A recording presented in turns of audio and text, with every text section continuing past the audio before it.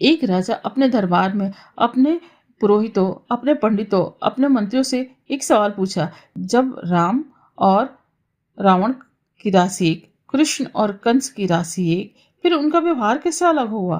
फिर उनके कर्म कैसे अलग हो गए? जब मेरा जन्म हुआ उसी घड़ी मुहूर्त में कई जातकों का जन्म होगा, फिर मैं ही राजा क्यों बना, फिर कोई और क्यों नहीं बना?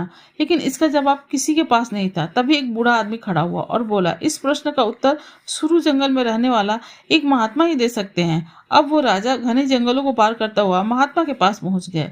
तो देखते हैं कि महात्मा आग की भट्टी के पास बैठ करके गरम गरम अंगारे खाने में व्यस्त हैं। राजा के प्रश्न को सुन करके महात्मा बोले, मैं तुम्हारे प्रश्न का उत्तर नहीं दे सकता। काली पहाड़ी के पीछे रहने वाला महात्मा ही दे सकता है तुम्हारे प्रश्न का उत्तर।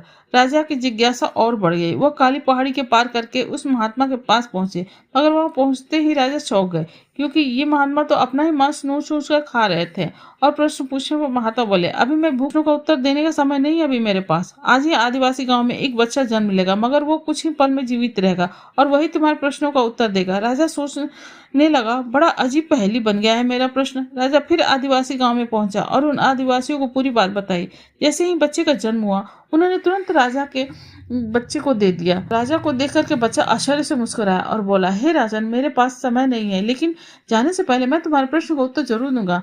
मैं और दो महात्मा जिनसे तुम मिल करके आ रहे हो, वो 7 जन्म पहले हम भाई थे। एक दिन हम खेलते खेलते जंगल में भटक गए और 3 दिन तक हम भूखे रहे। अचानक हमें आटे की एक पोटली मिली। उस आटे से हमने 4 रोटियां सेकी।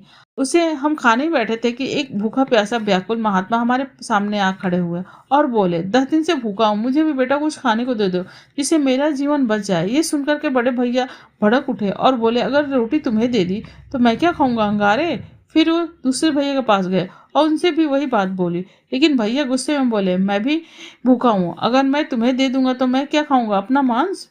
फिर वो मेरे पास भी आए, लेकिन मैं भी आवेश में विवेक खो चुका था और बोला, तुम्हें रोटी देकर मैं भूखा मर जाऊं? लेकिन जब तुम्हारे पास वो गए तो तुमने अपनी आधी रोटी दे दी। रोटी मिलने पर महात्मा प्रसन्न हो गए और बोले, तुम चारों का एक जन्म में तुम्हारा जीवन तुम्हारे कर्मों और व्यवहार के आधार पर फलित होगा। इस प्रकार उस घटना के हिसाब से हम चारों अपने अपने फल भोग रहे हैं। इसलिए कहा गया है कि आपका कर्म आपको नहीं छोड़ता है। तो वीडियो पसंद आए तो प्लीज लाइक सब्सक्राइब जरूर करें।